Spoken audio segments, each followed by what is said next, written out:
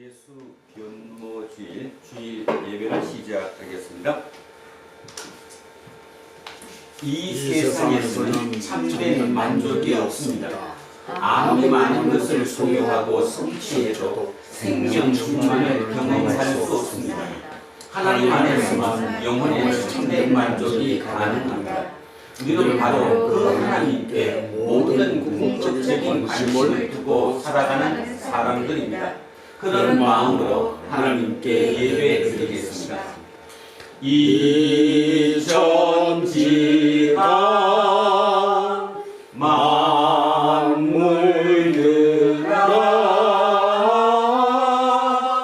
복 주시는 주 여호와 전능성부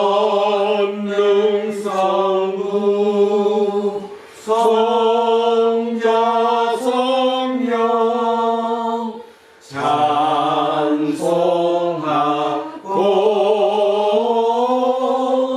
찬송하세.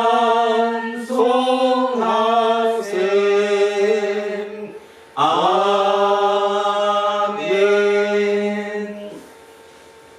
온 세상의 참된 주인이시며 마지막 때 공평한 능력으로 이 세상을 완성하실 하나님, 우리는 지금 온 영혼을 기울여 찬송과 기도를 바칩니다. 하나님 홀로 영광을 받아 주십시오.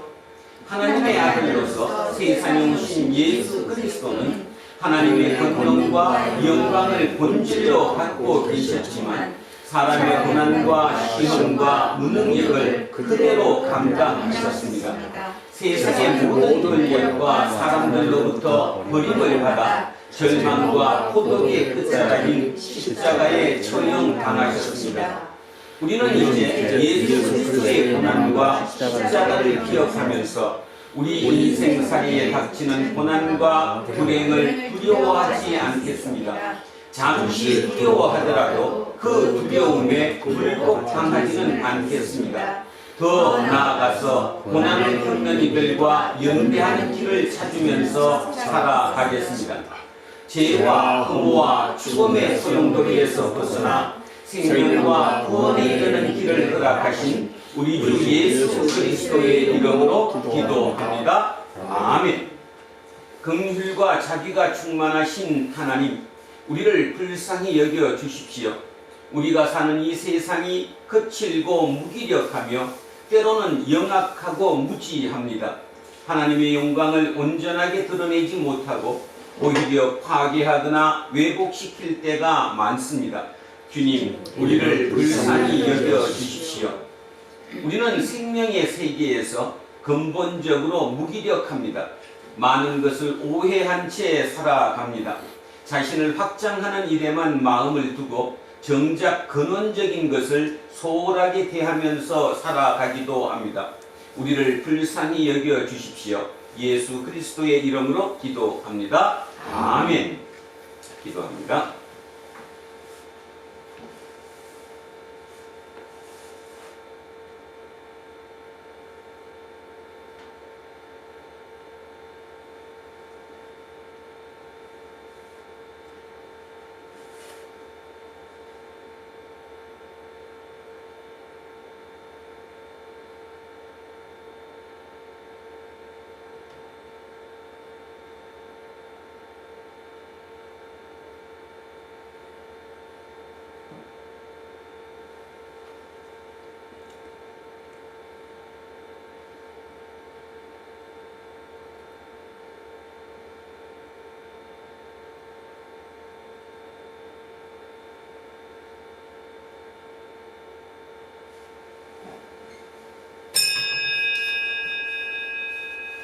우리의 주님은 자비와 긍휼함이 가득하신 분이십니다.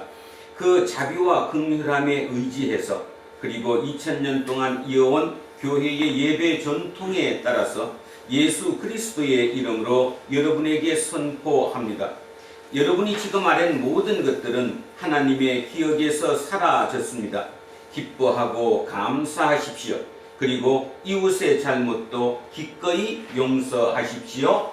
아멘. 다 자리에 앉아주십시오. 찬송가 279장 찬송하겠습니다. 인내하신 구세주여 내가 비오니 죄인오라 하실 때에 날 부르소서. 주여 주여 내가 비오니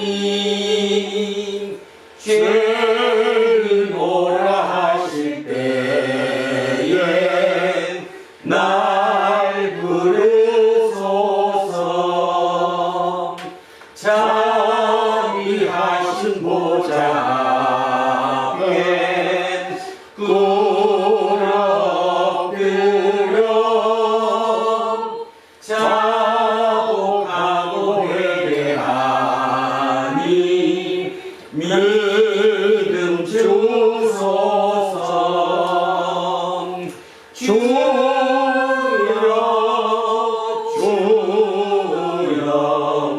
내가 비오니 죄인오라 하실 때에 날 부르소서. 주의 공로 의지하여 주께 나오니 상한 마음을 고치시고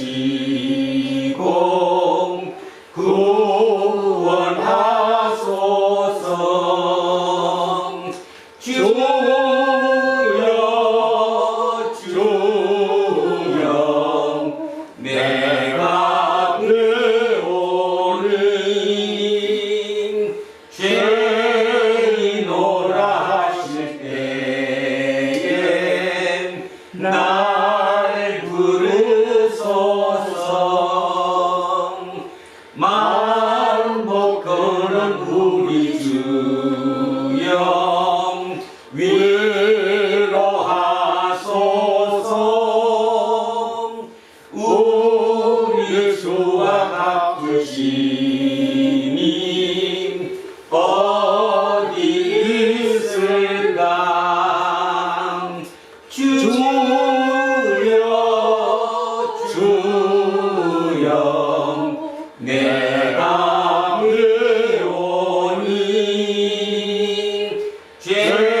죄인오라 하실 때에 날 부르소서. 아멘.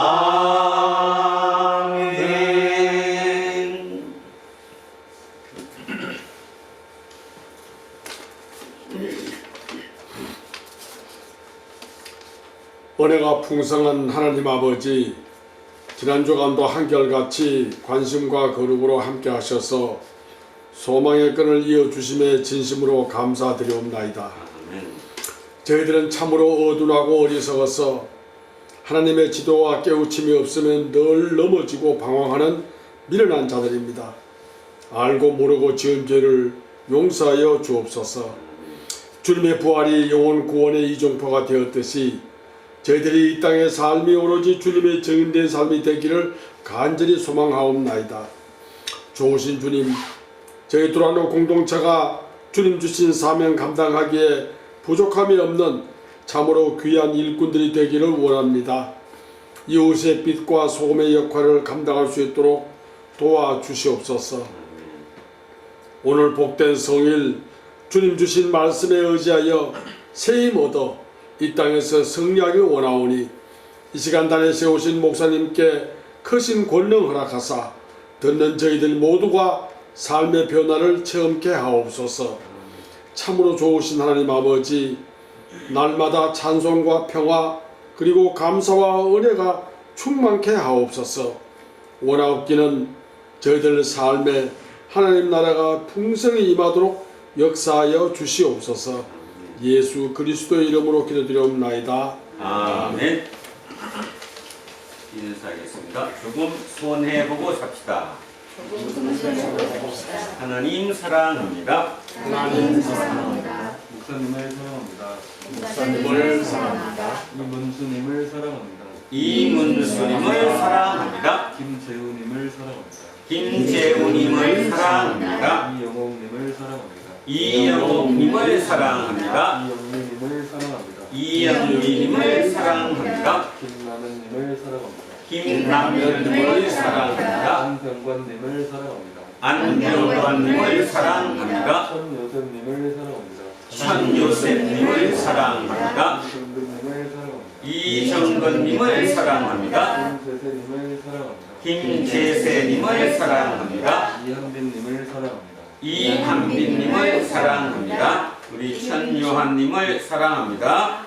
우리 김종인님을 사랑합니다. 모두를 사랑합니다.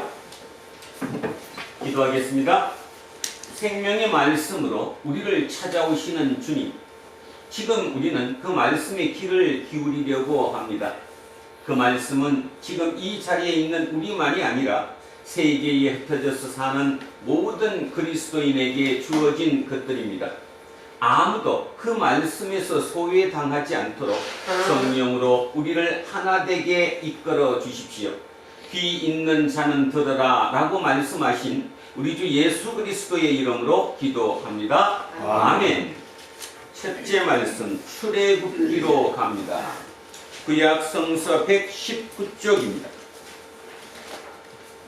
구약 성서 119쪽 출애굽기 24장 12절에서 18절까지 말씀입니다. 119쪽 출애굽기 24장 12절에서 18절 말씀입니다. 자, 찾으셨으면 한 목소리로 합독하십니다.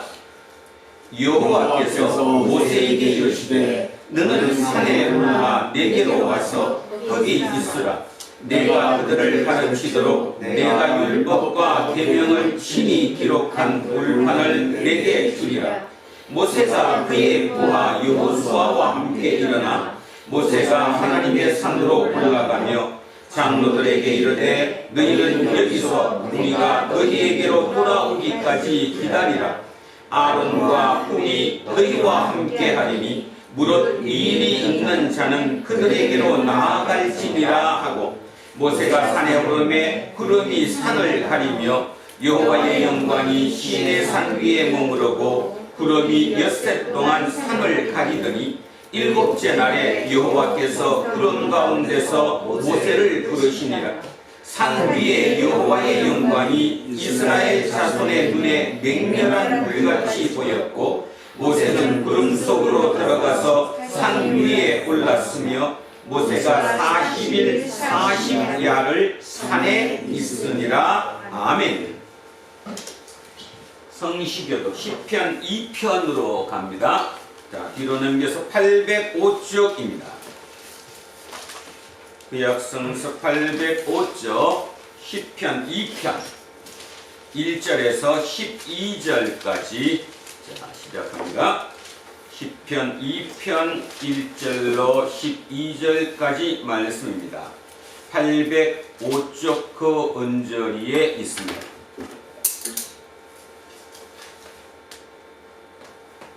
자, 시작합니다. 어찌하여 이방 나라들이 분노하며 민족들이 헛된 일을 꾸미는가? 세상에 고난들이 났으며 가난들이 서로 꾀하여 여호와와 그의 기름 부음 잡은 자를 대적하며 우리가 그들의 맨 것을 끊고 그의 결박을 벗어버리자 하는도다. 하늘에 계신 이가 웃으시며 주께서 그들을 비웃으시리로다. 그때에 구문을 바라며 진노하사 그들을 놀라게 하여 이르시기를 내가 나의 왕을 내 거룩한 산 시온에 세웠다 하시리로다. 내가 여호와의 명령을 전하노라. 여호와께서 내게 이르시되 너는 내 아들이라. 오늘 내가 너를 낳았도다. 내게 구하라. 내가 이방 나라를 내 유업으로 주리니 내 소유가 땅 끝까지 이르리로다. 내가 천장으로 그들을 깨뜨리며 질그릇같이 부수리라 하시도다. 그런즉 군왕들아 너희는 지혜를 얻으며 세상의 재판관들아 너희는 교훈을 받을지어다. 여호와를 경외함으로 숨기고 떨며 즐거워할지어다. 그의 아들에게 입맞추라. 그렇지 아니하면 진노하심으로 너희가 길에서 망하리니 그의 진노가 급하심이라. 여호와께 피하는 모든 사람은 다 복이 있도다. 아멘. 둘째 말씀 베드로 후서로 갑니다. 신약 성서 384쪽입니다. 신약 성서 384쪽 그 언저리입니다. 베드로 후서 1장 16절에서 21절까지 말씀입니다. 384쪽 그 언저리 베드로후서 1장 16절에서 21절 시작합니다.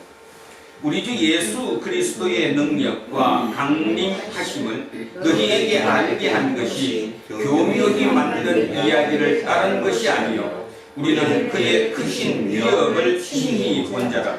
지극히 큰 영광 중에서 이러한 소리가 그에게 나기를 이는 내 사랑하는 아들이요 내 기뻐하는 자라 하실 때에 그가 하나님 아버지께 존귀와 영광을 받으셨느니라. 이 소리는 우리가 그와 함께 거룩한 산에 있을 때에 하늘로부터 난 것들이라. 또 우리에게는 더 확실한 예언이 있어 어두운 데를 비추는 등불과 같으니 날이 새어 샛별이 너희 마음에 떠오르기까지 너희가 이것을 주의하는 것이 옳으니라. 먼저 알 것은 성경의 모든 예언은 사사로이 풀 것이 아니니 예언은 언제든지 사람의 뜻으로 낸 것이 아니요 오직 성령의 감동하심을 받은 사람들이 하나님께 받아 말한 것임이라. 아멘. 셋째 말씀 마태복음 17장으로 내려옵니다. 28쪽입니다. 신약 성서 28쪽 앞쪽에 있습니다. 마태복음 17장 1절에서 8절까지 말씀입니다. 28쪽 그 언저리쯤에 마태복음 17장 1절에서 8절까지 말씀 시작합니다.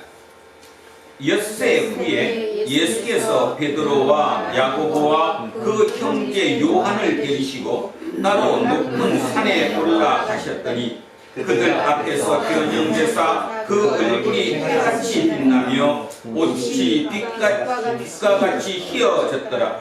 그때에 모세와 엘리야가 예수와 더불어 말하는 것이 그들에게 보이거늘 베드로가 예수께 여쭈어 이르되 주여 우리가 여기 있는 것이 좋사오니 만일 주께서 원하시면 내가 여기서 초막 셋을 짓되 하나는 주님을 위하여 하나는 모세를 위하여 하나는 엘리야를 위하여 하리이다. 말할 때에 호련히 빛난 구름이 그들을 덮으며 구름 속으로 소리가 나서 이르되 이는 내 사랑하는 아들이요 내 기뻐하는 자니 너희는 그의 말을 들으라 하시는지라. 제자들이 듣고 엎드려 심히 두려워하니 예수께서 나와 그들에게 손을 대시며 이르시되 일어나라 두려워하지 말라 하시니 제자들이 눈을 들고 보매 오직 예수 외에는 아무도 보이지 아니하더라.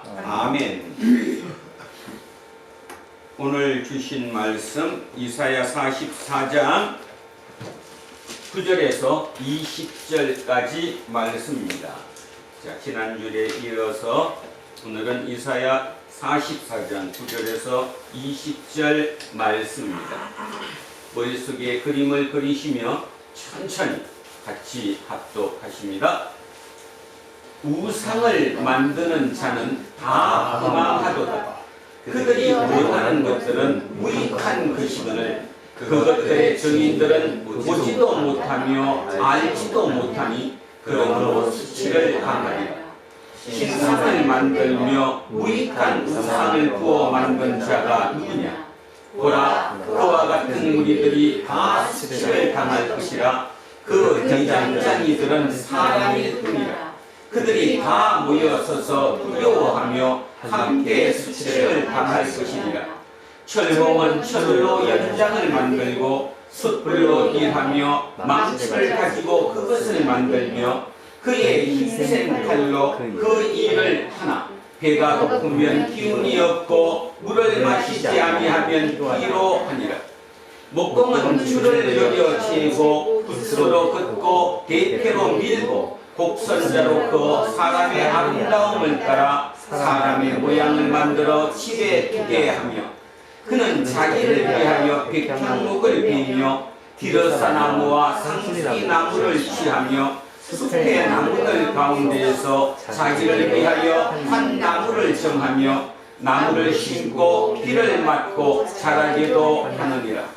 이 나무는 사람이 땔감을 삼는 것이거늘 그가 그것을 가지고 자기 몸을 덮게도 하고 불을 피워 떡을 굽기도 하고 신상을 만들어 경배하며 우상을 만들고 그 앞에 엎드리기도 하는구나. 그 중에 절반은 불에 사르고 그 절반으로는 고기를 구워 먹고 배불리며 또 몸을 덥게 하여 이르기를 아하 따뜻하다 내가 불을 보았구나 하면서 그 나머지로 신상 곧 자기의 우상을 만들고 그 앞에 엎드려 경배하며 그것에게 기도하여 이르기를 너는 나의 신이니 나를 구원하라 하는도다. 그들이 알지도 못하고 깨닫지도 못함은 그들의 눈이 가려서 보지 못하며 그들의 마음이 어두워져서 깨닫지 못함이니라. 마음에 생각도 없고 지식도 없고 총명도 없으므로 내가 그것의 절반을 불사르고 또한 그 숯불 위에서 떡도 굽고 고기도 구워 먹었거늘 내가 어찌 그 나머지로 가정한 물건을 만들겠으며 내가 어찌 그 나무 토막 앞에 굴복하리요 말하지 아니하니 그는 죄를 먹고 끝나는 마음에 미혹되어 자기의 영혼을 구원하지 못하며 나의 오른손에 거짓 것이 있지 아니하냐 하지도 못하느니라. 아멘.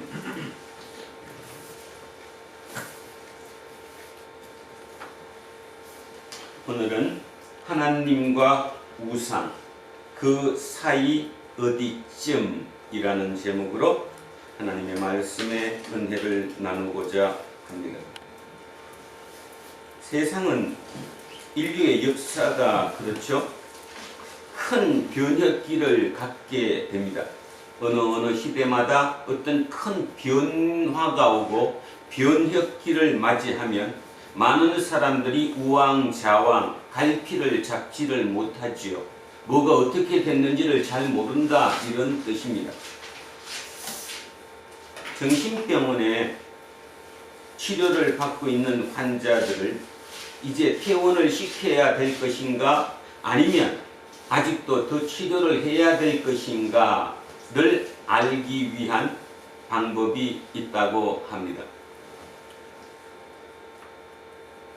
세면대에 수돗물을 조금 졸졸졸졸 틀어놓으면 세면대가 어느 순간 넘치겠죠. 세면대가 넘쳐서 그 졸졸 흐르는 물이 그 병자의 방으로 스며듭니다. 그러면 이제 의사가 와서 그 환자에게 걸레를 주면서 이거 닦으라고 하지요. 그러면 그 환자는 두 종류로 나눠지는데 첫 번째 환자는 닦으라고 얘기했으니까 걸레를 들고 끝없이 그 물이 스며드는 그 물을 닦아냅니다. 끝없이 그것만 닦고 있는 거죠. 또 한 환자는 닦으라고 시키면 그 걸레로 물을 닦는 것이 아니라 화장실 문을 열고 들어가서 세면대에 뭐를 잠궈요? 수도꼭지. 수도꼭지를 잠그고 와서 닦는다고 합니다. 여러분, 어느 환자가 정상이 된 것이죠? 너무 쉬워서 모르죠, 그죠? 아주 쉬운 얘기 같지만 깊이 생각해 볼 얘기라고 생각합니다. 많은 사람들은 우리 인생살이도 똑같습니다. 내 앞에 닥친 문제, 물이 흐르는 게 문제죠? 그 문제를 해결하기 위해서 그냥 우왕좌왕합니다. 그리고 끝없이 거기에 매몰됩니다. 그 근원을 파악하지 못한다는 거죠. 근원이 뭐예요? 근원이 지금 방에 병실에 물이 들어와서 닦아내는 것이 우선이 아니라 그 근원이 뭐죠? 물꼭지, 수도꼭지를 먼저 잠그는 것이 가장 우선임에도 불구하고 실제적으로 우리 삶을 가만히 돌아보면 내가 지금 그렇게 살고 있는가? 자신하지 못합니다. 오늘 여러분 여기 왜 오셨습니까? 우문이지요. 예배 드리러 왔는데 목사가 지금 뭔 말하고 있어 이럴지 모르죠. 오늘 우리는 이곳에 온 이유가 바로 그렇게 허둥지둥 세상은 뭐 챗 GPT를 해가면서 막 너무 이렇게 갑자기 변하는 이 속에 중심을 잡을 수가 없어서 해결하는 방법을 찾지를 못해서 오늘 하나님께 더욱더 가까워지기 위해서 그 하나님이 바로 수도꼭지거든요. 근원이거든요. 우리 삶의 근원에 조금 더 다가가기 위해서 오늘 이 자리에 나온 것입니다. 이거를 잊어서는 되지 않는다는 것. 이거를 알고 예배를 드리면 그 예배가 진정한 예배가 될 것이며 그리고 그 예배 중에 하나님과 내가 교통할 수 있는, 소통할 수 있는, 대화를 나눌 수 있는 기회를 얻을 수 있겠지요. 그런데 많은 사람들이 그렇지 않는 경우도 꽤나 있을 것이라고 저는 생각합니다. 작년 2022년 한국문학번역원이라고 하는 곳이 있잖아요. 한국문학번역원에서 한국번역문학상을 수여했는데 그 중에 웹툰 부분 신인상을 받은 사람이 일본인 40대 가정주부 이름이 마스스의 유키코라고 합니다. 그분이 웹툰 번역이었는데 웹툰 제목은 미래의 골동품 가게라는 그 웹툰을 일본말로 번역을 했어요. 그래서 한국의 문학번역원이라는 곳에서 문학번역의 신인상, 웹툰 부분 신인상으로 만장일치로 이 여성분을 선택했다는 거죠.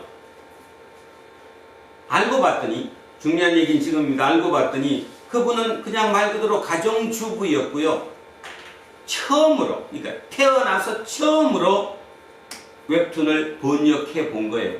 그런데 여러분 이렇게 하니까 그래도 그분은 한국말을 꽤나 잘하나 보다. 그러니까 한국말을 잘하니까 일본말로 그걸 번역했겠지 이렇게 생각하실 수 있을 건데 그분은 한국말을 전혀 한마디도 모릅니다. 한글도 한마디도 모르고. 근데도 어떻게 번역을 했느냐 알고 봤더니요. 그분이 파파고라고 하는 그 번역기, 한글을 일본어로 번역하는 그 번역기에다가 넣고 번역을 시켰대요. 그러니까 일단 번역이 나올 거 아니에요. 그 번역을 보면서 그 중에서 고유명사라든가 어떤 특별 지칭되는 그런 거를 하나하나 찾아가면서 다시 자기 걸로 만들어냈다는 거죠. 그리고 번역이 조금 자기들 듣기에 이렇게 조금 뭐한 것은 만화니까 웹툰이니까 그림을 보면 대충 이게 감이 잡히잖아요. 그래서 그걸 맞췄대요. 근데 심사위원들이 만장일치로 그분을 택했다라는 거죠. 지금 뭔 얘기 하시는지 지금 여러분 아시겠습니까? 내가 실력이 있다 없다? 내가 얼마나 알고 있다? 내 문장 실력이 얼마다? 이제 다 옛날 얘기가 됐다 그런 얘기입니다. 지금까지 그런 얘기 들을 때는 어떤 생각했느냐면 그래도 예외가 있지 뭐 예외지 이렇게 얘기했는데 이제 이런 것이 일반화 될 것이라는 거죠. 챗 GPT. 저는 그 CEO 알렉스라는 그분을 참 대단한 분이라고 생각합니다. 오픈 AI라고 하는 그 회사에서 나와 있는 그 챗 GPT를 미리 무료로 공개한 그 부분에 대해서 참 대단하다. 이미 1억 명이 넘었대죠. 이제 유료화 시키면 월 한 2만 원 정도면 충분히 가능하고요. 저는 지난주 내내 마이크로소프트사에서 놓은 빙이라는 거에다가 들어가서 챗 GPT와 똑같은 방법으로 써봤는데 어색한 게 꽤 많이 있어요. 왜냐하면 아직 한글로 돼 있는 것이 아니라 영어로 돼 있는 것을 한글로 다시 번역을 하다 보니까 약간의 그런 문제가 있긴 있더라고요. 그걸 보면서 이제 네이버 같은 데서, 그죠? 한국의 네이버하고 KTS도 지금 준비하고 있는데 뭐 그러면 거기서만 끝나겠습니까? LGU 뭐 이런 모든 곳에서 이제 그거를 나오겠죠. 이게 곧 진짜 머지않은 곧 이제 대중화가 될 것인데, 그 대중화가 되고 나면 여러분이 지금 알고 있는 지식, 내가 뭐 조금 아는데 내가 뭐 의미가 없어지는 거죠. 금방 얘기했던 번역조차도 한글을 하나도 모르는 그 40대 가정주부가 심심풀이로 파파고라고 하는 번역기에 집어넣어서 일본말로 바꾼 거를 다시 자기가 조금 더 이렇게 바꿔놓은 그걸로 번역상을 받을 정도의 시대를 지금 우리는 산다 이겁니다. 제가 이 앞에 이 모두의 이런 얘기를 거창하게 해도 여러분은 이미 식상하게 들을지 모릅니다. 근데요, 식상하게 듣지 마시고 심각히 한번 들어보십시오. 앞으로의 우리 세상이 어떨 것인가. 어찌 보면 2022년 지금부터가 우리 인류 역사의 어마어마한 분기점이 될 것이라고 저는 생각합니다. 근데 제가 이런 얘기했죠. 성경도 마찬가지고 세상의 어떤 분기점마다 대변혁기마다 사람은 중심을 잡을 수가 없다. 혼란스럽다는 거예요. 그러니까 어느 것이 우선인지 뭐를 어떻게 해야 될지 모르는 그때 우리가 해야 될 것은 딱 하나라는 겁니다. 뭐죠? 아까 제가 말씀드렸던 정신병원에서 이 사람을 퇴원시켜도 될 것인가 안 될 것인가 알아봤던 그 방법이에요. 뭐죠? 바로 닥치는 문제에만 매몰돼서 해결하느냐 아니면 그 놈의 근원을 보느냐의 문제라는 거죠. 지금 우리는 오늘 아침에도 제가 한빈이라는 그 얘기를 했는데 지금 우리는 뭐 세무사를 딴다? 의미가 전혀 없을 겁니다. 없을 거예요. 의미가 특별하게. 문제는 제가 두려워하고 걱정하는 것은 뭐냐 하면 그 생각조차 못하고 그냥 휩쓸려 사는 천민이라고 하면 기분 나쁘죠. 하천민이라 해도 기분 나쁘고. 뭐라고 표현할까요? 표현 방법을. 제가 설교하는 설교자라서 여러분에게 어떻게 표현을 해야 될까를 몰라서 많이 망설여집니다. 그래서 니체의 표현을 빌려오겠습니다. 니체의 표현을 빌리면 니체는 짜라스투스트라는 이렇게 말했다. 거기에서 그 표현 두 가지를 얘기해줘. 하나는 초인, 또 하나는 말종인간. 그래도 말종인간 그래도 기분은 나쁘지만 그래도 제 얘기가 아니라 니체의 표현을 제가 지금 빌려온 겁니다. 자, 초인은 누구고 말종인간은 누구냐의 문제가 되는 거죠. 초인. 한문 그대로 해석하면 초니까 누구를 넘어서는 거예요? 인간을 넘어선다는 거예요. 인간을 넘어선다. 그럼 인간을 넘어선다는 게 뭐예요? 보통 우리가 얘기하는 인간보다 더 뛰어난 인간이라는 거죠. 또 넘어섰던 인간. 이를 초인이라고 얘기를 하고, 그에 반해서 말종인간은 뭐냐 하면 가장 평범한 사람, 가장 보편적인 사람, 가장 편안함에 안락하게 있는 사람, 용기가 별로 없는 사람, 새로운 도전을 하지 않는 사람, 보통 얘기하면 다수의 대부분의 사람, 니체의 표현대로 그를 말종인간이라고 얘기합니다. 니체의 결론은 간단합니다. 뭐의 결론이냐면 결국 극소수의 초인이 자기를 희생하든 어떤 이유든 간에 그 초인이 만들어 놓은 그 세계를 밑에 있는 말종인간은 허허 하면서 그냥 살 거라는 거예요. 저는 그게 이제 곧 5년 내에 올 거라고 생각합니다. 특별히 김종인, 이한빈, 여기 지금 있는 김재세, 재우 다 심각하게 올 거라고 생각합니다. 그냥 단순히 지금 우리는 닥치지 못했으니까 어떻게 될지 모르지만 중요한 얘기를 하는 거죠. 결국 다시 얘기하면 초인이 되어야 된다는 거예요. 그러면 초인이 얘기하면 우리 이런 생각 같습니다. 초인이니까 막 가공할 힘을 가진, 아니요. 이미 가공할 힘은 초인은 저기 불도저도 있고 포크레인도 있잖아요. 기계가 있잖아요. 우리가 그거 하지 않잖아. 이미 그거는 그들이 다 해요. 그러면 우리가 해야 될 초인이 뭘까요? 저는 두 개라고 생각합니다. 딱 두 개. 우리의 근원을 찾아가면 아까 얘기했던 그 정신병원에 테스트하는 것처럼 우리의 근원을 찾아가야 된다는 거예요. 우리의 근원을 찾아가면 그 근원이 하나님이라는 것을 완벽하게 인지해야 된다는 거예요. 근원을 찾을 수 있어야 되는 거예요. 거기부터 출발을 해야 된다는 거예요. 그런데 그런데입니다. 성경 어디에도 성경 어디에도입니다. 성경 어디에도 하나님이 세상신을 이겼지만 실제적인 누구는 말종 인간은 이겼다고 생각해 본 적이 한 번도 없어요. 착각하시면 안 돼요. 하나님의 아들이 육의 몸을 입고 이 땅에 오신 예수 그리스도가 세상을 이겼습니까? 이겼습니다. 그런데 실제 이긴 게 여러분 머릿속에 그리듯이 그분이 재벌이 되고 그분이 대통령이 되고 그분이 모든 게 돼서 세상을 이끌고 가는 그 이김이었습니까? 아니면 근원이었습니다. 지금 오늘 우리도 이 위기 속에, 이 변혁기 속에 우리가 도대체 어떤 중심을 잡고 살아야 하는가? 제가 누누이 얘기합니다. 예수밖에 없다. 이렇게 하면 더 남을 공격해요. 예수만 신이냐? 부처님도 있고 뭐도 있는데? 맞습니다. 문제는 이름을 뭐라고 표현을 했든 간에 결국 그 근원을 얘기하는 그분께로 우리는 돌아가야 한다라는 거죠. 예수님이 이 땅에 오셨습니다. 돌아가셨습니다. 결국 다시 얘기하면 근원을 알면, 내 근원을 알면 그분의 뜻이 무엇인지를 내가 알 수 있다는 거예요. 그 뜻을 내가 이 땅에다가 실천하는 거죠. 그 실천이 결국 몇 개냐? 두 개. 하나는 배려, 하나는 희생. 아십니까?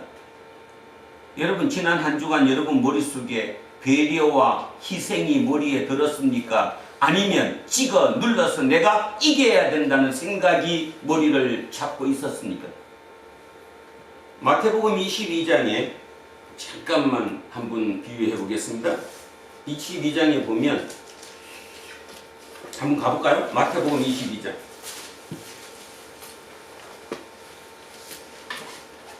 자, 우리 젊은 친구들이 있어서 그냥 22장 한번 다시 읽어 보겠습니다. 22장, 마태복음 22장 한번 찾아보십시오. 37쪽 그 언저리 어디일 것 같은데요. 자, 찾으셨으면 제가 좀 빠른 속도로 읽겠습니다. 한번 집중해서 들어보십시오. 예수께서 다시 비유로 대답하여 이르시되 천국은, 자, 천국입니다. 천국은 마치 자기 아들을 위하여 혼인잔치를 베푼 어떤 임금과 같으니 그 종들을 보내어 그 청한 사람들을 혼인잔치에 오라 하였더니 오기를 싫어하거늘 다시 다른 종들을 보내며 이르되 청한 사람들에게 이르기를 내가 오찬을 준비하되 나의 소와 살찐 짐승을 잡고 모든 것을 갖추었으니 혼인잔치에 오소서 하라 하였더니 그들이 돌아보지도 않고 한 사람은 자기 밭으로 한 사람은 자기 사업하러 가고 그 남은 자들은 종들을 잡아 모욕하고 죽이니 임금이 노하여 군대를 보내 그 살인한 자들을 진멸하고 그 동네를 불사르고 이에 종들에게 이르되 혼인잔치는 준비되었으나 청한 사람들은 합당하지 아니하니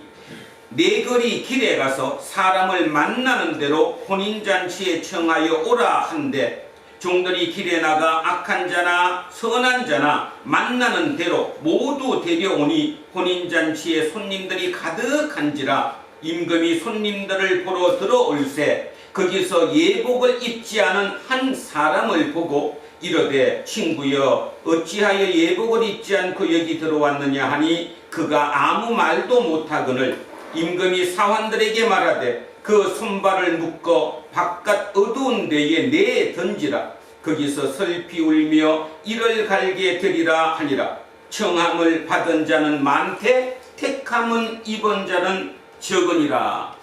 너무 자주 들었던 얘기죠. 자, 한번 가만히 생각해 보겠습니다. 천국이 혼인잔치 같대요. 잔치집 같다는 거잖아요. 그래서 청했어요. 누구를 청했어요? 잘난 사람, 귀족이라든가 뭐 그죠? 잘난 사람. 근데 그들이 콧방귀 뀌었어요. 내가 그 길 왜 가? 무슨 뜻이죠 지금? 내가 능력이 있는데, 내가 돈이 있는데, 내 즐거움이 더 큰데 내가 근원을 알기 위해 하나님한테 갈 이유가 없다라는 거예요. 그렇죠? 오늘도 교회 뭐하러 나가? 내가 지금 얼마나 삶을 하기 좋은데 가족도 다 잘 되고 있고 건강하고 돈도 있고 뭐 전혀 그 느낌이 없는데 그렇잖아요. 그죠? 자, 그래서 청함에 안 가요. 하나님을 순종하지 않는다는 거죠. 청함에 가지 않습니다. 그러면 그걸로 끝나면 괜찮은데 뭐 해요? 그 얘기를 하러 청하러 온 그 종들을 잡아서 놀리고 죽였어요.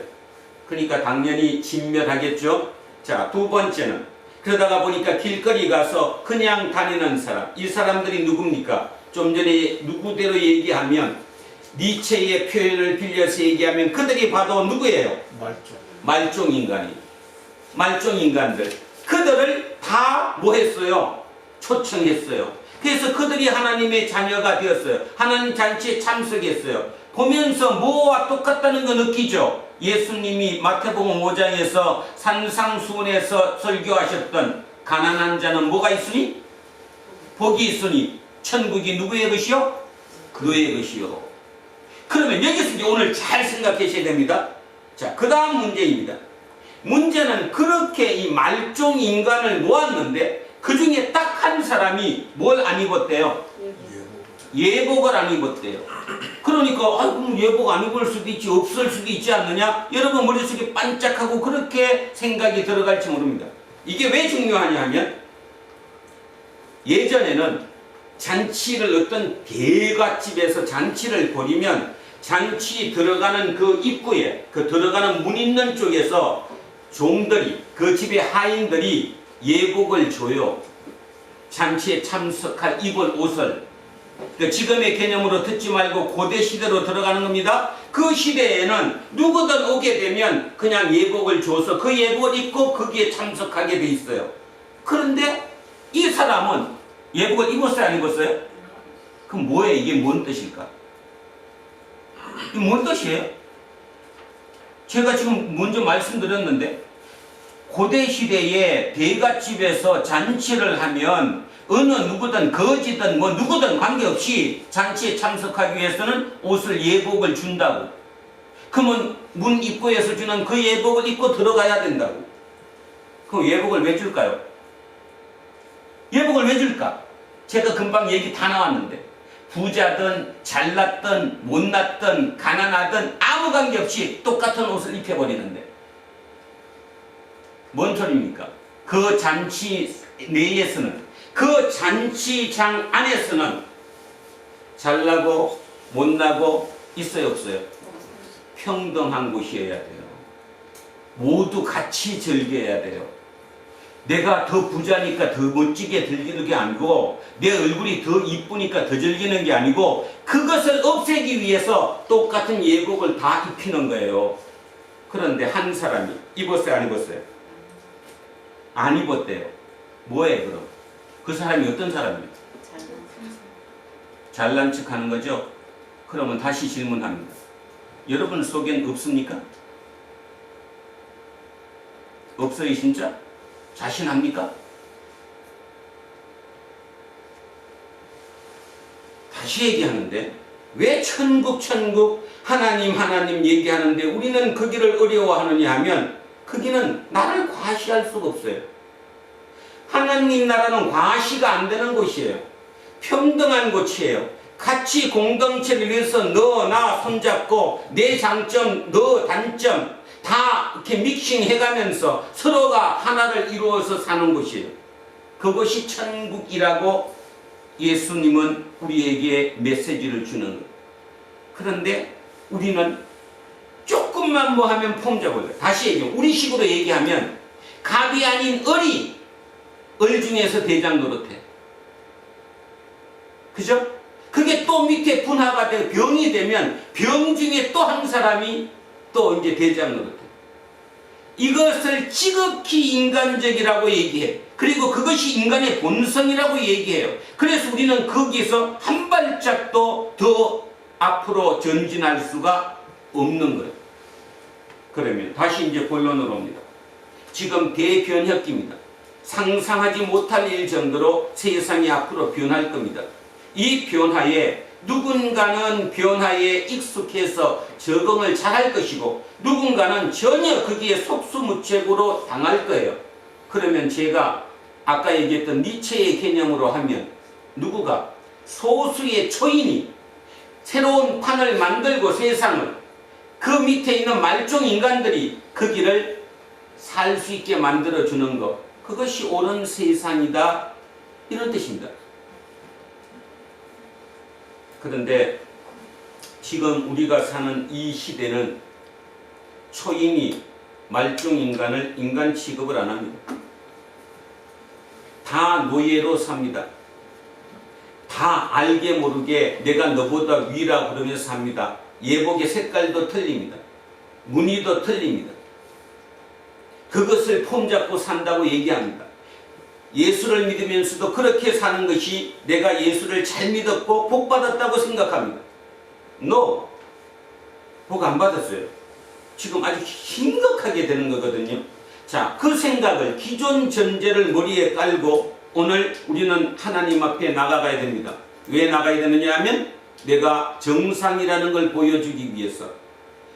물이 들어왔습니다. 걸레로 물만 끝없이 반복해서 닦는 것이 아니라 그 근원의 수도꼭지를 잠궈야 한다는 것을 다시 회복해야 된다는 거예요. 그래야 그 사람이 정상이 된 거예요. 그래야 그 사람이 태어날 수 있는 겁니다. 그런데 다들 그러고 있으니까 자기가 정상이라고 생각하는 거예요. 모두가 다 정상이라고 생각하는 거예요. 천요한이가 내가 정상이라고 생각하는 거예요. 김재세가 정상이라고 생각하는 거예요. 김남현이가 내가 정상이래요. 김종인이가 내가 정상이래요. 다시 얘기합니다. 가장 정상은 이 어려울 때일수록 가장 근원으로 들어가는 거예요. 지구상에 존재하는 생명체 중에 유일하게 인간만이 내가 누구이지 찾는 거예요. 인간만이. 근데 그 인간이 어느 날부턴가 너무 사는 게 좋아서, 경쟁이 너무 재미나서, 너무 멋있는 것들이 많아서 거기 물 닦느라고 걸레 들고 그 싸움하느라고 내가 누구지? 를 질문하지 못하고 잃어버렸어요. 그리고 되는 대로 살아요. 되는 대로. 그리고 어떤 경쟁하고 살아요? 더 걸레질 많이 하는 경쟁하며 살아요. 근데도 본인이 어떻다고 느끼지를 못해요. 그래서 오늘 꼭 좀 이 시간에 성령님께서 여러분 모두의 마음속에 역사하실 수 있기를 간절히 소망합니다. 바뀌셔야 합니다. 그러면 여러분은 천국을 살 수 있을 뿐더러 또 그래야지만이 여러분이 그 위기의 시대를 이겨낼 수 있습니다. 자, 그래서 오늘은 어디부터 들어가느냐? 위기의 시대를 다시 한번 들어가 보겠습니다. 이집트 히브리인들이 이집트를 탈출했습니다. 거기에 영도자, 리더가 누구였죠? 모세였습니다. 모세가 처음으로 그 많은 히브리인들을 이끌고 홍해를 건너 탈출하고 나서 뭐를 받았습니까? 시내산에서 하나님의 계명을 받았습니다. 굉장히 중요한 거죠? 이렇게 살아라 돌판에 계명을 받았어요. 우리는 그것을 십계명이라 부르기도 하고 그것을 보통 우리가 쓰는 용어로 뭐라 그래요? 율법이라고 얘기합니다. 토라. 자, 그것을 받고 그거대로 살아왔는데 거기서 탈출했던 그 히브리인들이 그대로 살아야 안 살아요? 안 살아요. 말 그대로 다시 얘기하면 그들의 삶이 근원을 쫓는 삶이 아니라 앞에 눈에 닥치는 문제를 해결하는 삶으로 다시 변한 거예요. 몇 년이 흘렀어요? 40년이 흘렀어요. 40년을 유목민으로 그 광야에서 돌고 살았습니다. 이제 모세 나이가 120이 되었습니다. 이제 자기는 저 가나안 땅, 눈앞에 보이는 저 가나안 땅에 자기는 못 간다는 것을 느꼈겠죠. 그리고 성경에는 이렇게 기록되어 있습니다. 하나님께서 너는 거기 들어가면 안 된다고. 그래서 우리는 그거를 받아들여요. 그때, 자, 그러게 되고 난 뒤에 모세가 지도자로서 그 많은 인원을 이끌고 출애굽해가지고 가나안 땅에 들어가기 전 그 40년 동안 광야를 돌면서 무슨 생각을 했을까요? 이야, 이제부터가 진짜 위기다라고 판단했을 겁니다. 자, 지금부터 상상력을 동원하십시오. 왜 모세가 지금부터가 어찌 보면 우리의 성공의 축제의 기간이 돼야 되는데 왜 지금 다시 우리는 우리의 근원을 찾아야 된다, 뿌리를 찾아야 된다, 이거 잘못되면 우리는 죽음의 길로 갈 수 있다라고 판단했을까요? 바로 우리가 가야 할 저 건너 땅, 요단강을 건넌 저 가나안 땅의 사람들은 잘 먹고 잘 살아요, 못 살아요? 우리 입장에서 보면 우리는 지금 40년 동안 유목으로 텐트 치고 돌아다니면서 광야를 헤매고 있는데 우리 입장에서 보면 우리가 이제 저기만 들어가고 나면 그냥 뭐 난리 날 거 아니에요? 다시 얘기하면 그래도 머릿속에 이해가 안 가면 이 표현은 좀 이렇게 양해해서 들었으면 합니다. 동남아시아에 있는 어떤 사람이 돈도 쓰고 용기도 가지고 모든 걸 가지고 뭐 하기 위해서? 코리안 드림을 위해서 한국 땅을 밟았습니다. 한국에 들어왔습니다. 그들의 눈에 인천공항에 내려서 서울을 통과해서 자기 있는 목적지까지 가는 동안에 이 땅을 보면서 어떤 생각 가졌을까요? 어떤 생각? 아, 뭐 여기 그런가 보다. 그렇게 생각했을까요? 아니면 야, 여기 진짜 살고 싶다. 내가 여기서 살고 싶다. 나도 이들처럼 생각하고 이들이 지금 꿈꾸는 여기서 내 목적을 이루고 싶다. 그런 꿈을 꾸지 않겠어요? 당연히 그랬겠죠. 그러면 출애굽에서 나왔던 그들이 가나안 땅에 딱 들어가면 그곳이 바로 지금 대한민국처럼 살만한 곳이거든요. 자, 세계사적인 용어를 써서 조금 더 비교 표현하면 지금 히브리 민족은 청동기 문명입니다. 청동기 문명. 근데 이미 어디는 가나안이라고 부르는 그 땅은 무슨 문명이에요? 철기 문명이에요. 쉽게 얘기하면 그러면 청동기 문명에 살던 사람들이 철기 문명으로 딱 들어가면 눈이 휘둥그레지죠. 본능적으로 그들은 지금까지 우리가 지켰던 이거를 지킬까요? 아니면 새롭게 나온 이쪽 걸 지킬까요? 자, 표현을 다시 하면 여기서 우리를 이끌던 신은 누구예요? 이 신이 누구냐고?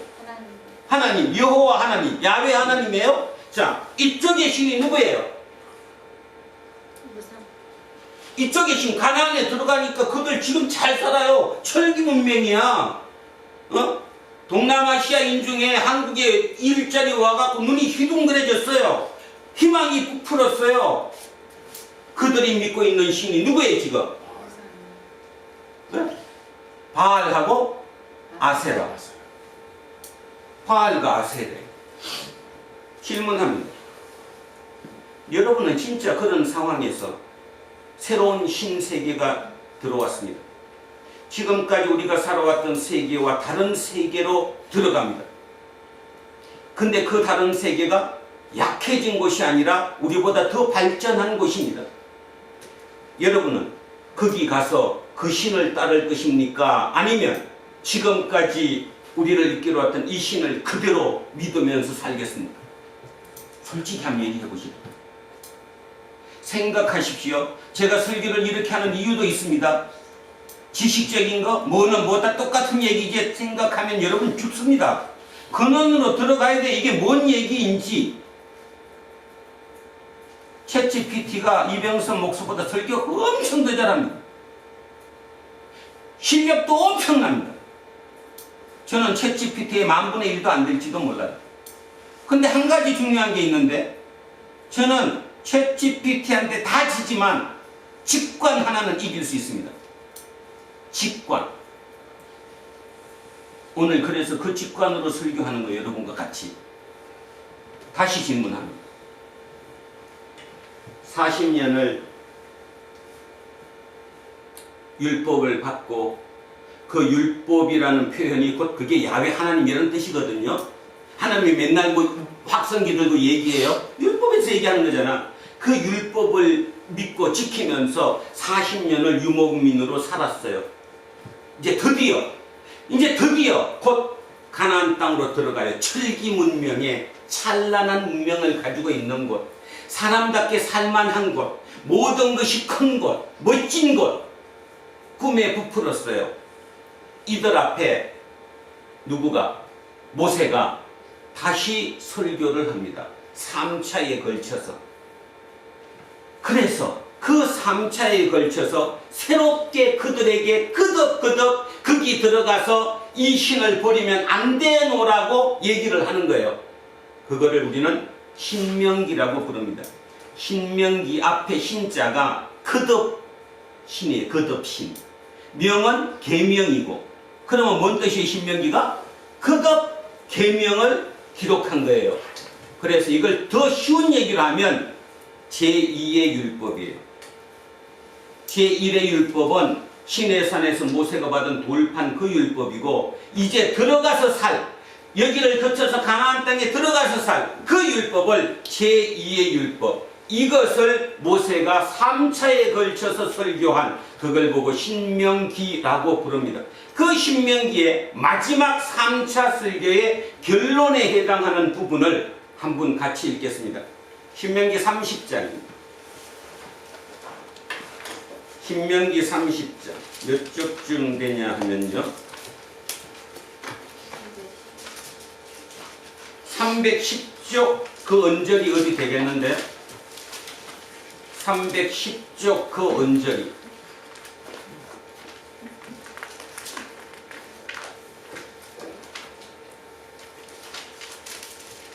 자, 그러면 310쪽 그 언저리에 신명기 30장 1절부터는 여러분 집에 가서 꼭 읽어보시고, 오늘 결론에 해당하는 15절부터 제가 조금 빠른 속도로 한번 읽겠습니다. 집중해서 들어보십시오. 무슨 얘기를 하고 있는가? 지금 제가 이 상황을 다 말씀드렸습니다. 지금 이 얘기가 뭔 얘기인지. 자, 다시 한번 더 얘기합니다.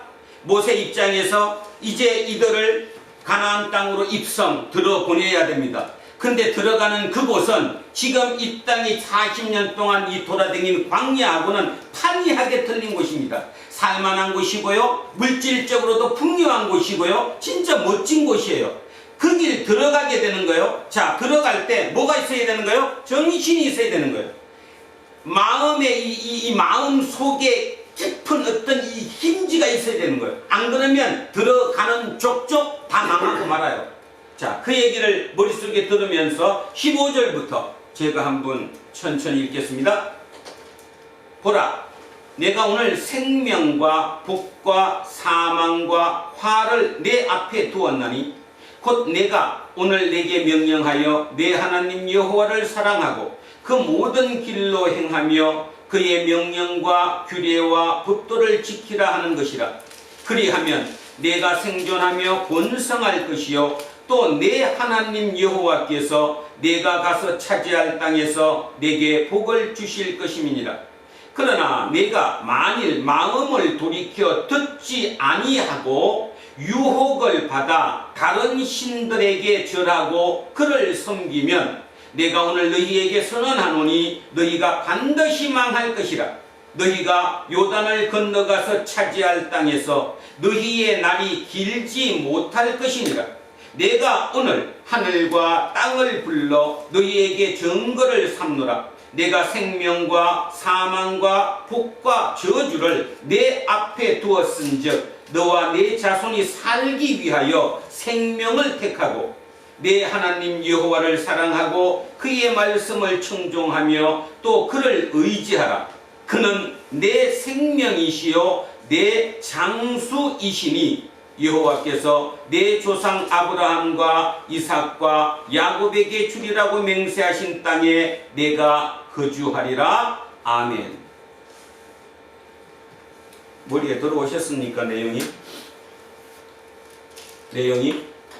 하나 질문 더 합니다. 지금 이 설교를 듣고 있는 청중이 누굴까요? 지금 이 설교를, 모세의 이 마지막 설교를 듣고 있는 청중의 대다수가 누구일까요? 출애굽 한 사람이에요? 아니면 출애굽 2세예요? 출애굽 2세예요.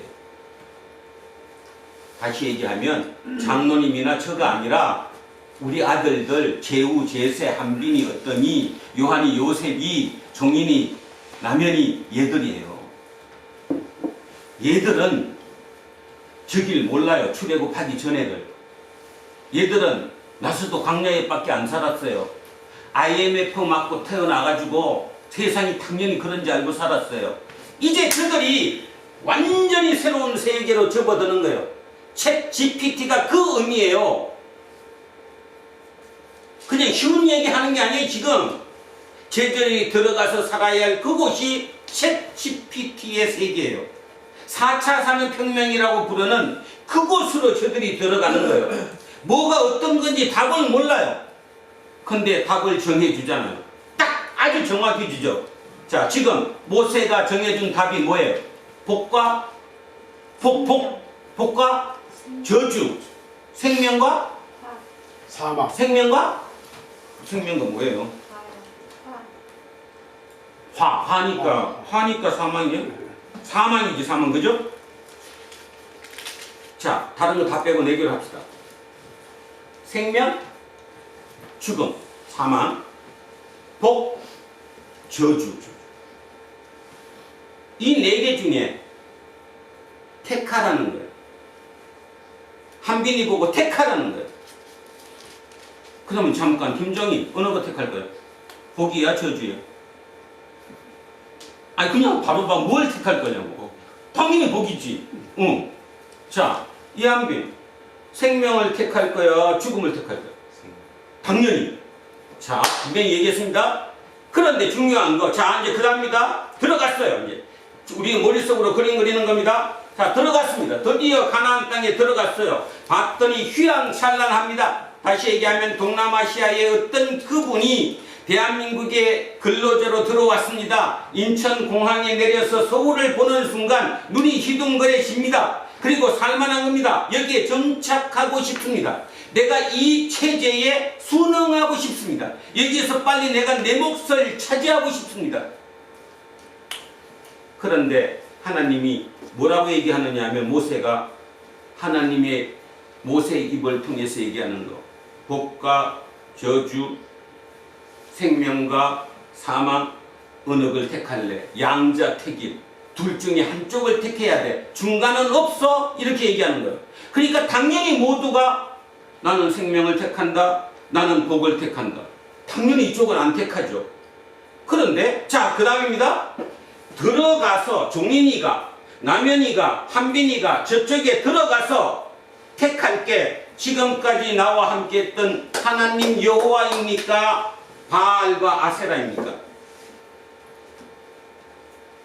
심각해요. 지금 누굴 택할까요? 하나님을 택한다고? 거짓말도 센 거짓말. 어떻게 그렇게 할까? 못 택합니다. 이한빈이가 저기 가서 하나님을 지킬 거라고요? No. 아세라, 바알, 거기 가서 예배 드리는 거예요. 제사 지내는 거라고. 근데 중요한 겁니다. 그 제사 지내는 것이 바로 산당이에요. 산당. 산당이란 말은 산 높은 데에 집이 있다는 뜻이에요. 산당. 그 산당에 가서 제사를 지내는 거예요. 여러분, 성경에 솔로몬이 일천 번제를 드리지요. 일천 번제가 소를 1000마리씩이나 바쳤다 이런 뜻입니다. 뭐 하루에 끝냈을 수도 있고 일주일 걸렸을 수도 있고 하여튼 끊임없이 제사를 드렸어요. 일천 번제를 드린 곳이 어딘지 아시는가? 어디십니까? 어디서 드렸을까요? 성전에서? 산당에서? 산당에서 드렸습니다. 성전에서 안 드렸어요. 그 뭔 말이냐 하면 그때는 성전이 있지도 않았어요. 그러면 당연히 이한빈이가 가서 제사를 어디서 드려요? 산당에서 드려요. 산당에 가면 먹을 게 넘쳐요. 그리고 많은 사람이 모여 있어요. 빨리 눈치 빠르게 그 지역을, 그곳을 파악할 수도 있어요. 그러니까 이쪽의 사람들이 다 거기에 눈이 다 쏠려 있어요. 온갖 정신이 다 그쪽에 집중돼 있어요. 자, 뭐를 잃어버렸어요? 뭐를 잃어버렸는데 이들이? 야훼 하나님을 잃어버렸어요. 그러면 여기서 이제 오늘의 핵심입니다. 아니, 야훼를 잃어버린 대신에 바알, 아세라 택했잖아. 어차피 제사 드리는 거 아니야? 그럼 내가 뭐를 잘못했어? 이한빈이가 나보고 그러는 거예요. 자긴 잘못한 게 아무것도 없는 거예요. 여기 가서도 맨날 제사 드렸다니까요. 돼지도 잡고 소도 잡고 닭도 잡고 비둘기도 잡고 그냥 되는 대로 잡고 제사를 드렸어요. 그게 누군가가 중요한 게 아니잖아. 그리고 어차피 얘기는 못해도 이쪽이 지금 잘 살고 있는 이쪽 신에게 제사 드리는 게 지극히 정상적인 거 아니에요? 자, 여러분 오랫동안 신앙생활을 해오셨습니다. 맨날 믿음을 얘기했고 하나님이 누구신가에 대해서 얘기했고 예수가 십자가에 죽었다는 얘기도 했습니다. 도대체 어떤 제사가 어떻게 틀리기 때문일까요? 왜 하나님이 그 얘기를 모세를 통해서 너무너무 강렬하게 강하게 끊임없이 그 얘기를 할까요? 어떻게 제사가 어떻게 차이 납니까? 바알이나 아세라나 보통 우리가 얘기하는 영어로 소문자 God, 그죠? 소문자 God 또는 내가 만든 신상 아이돌. 자, 그것은 왜 드리죠? 제사를? 복 달라고. 쉽게 말해서 내 지금 문제가 있는데 이 문제를 뭐 해달라고? 해결해달라고. 내가 혹시 잘못했으면 나 용서하고 하는 거예요. 쉽게 말해서 누가 누구를 달래는 건데 인간이 신을 달래는 거예요. 뭐를 줘가지고? 재물을 바쳐서. 그죠? 혹시 여러분 헌금하면서 그 생각합니까? 내가 오늘 헌금 5만원 했으니까 하나님 아시죠? 나 5만원 했거든요? 나 11조 했거든요? 나 복 주세요? 혹시 그러고 계시다면 똑같은 거 아니에요?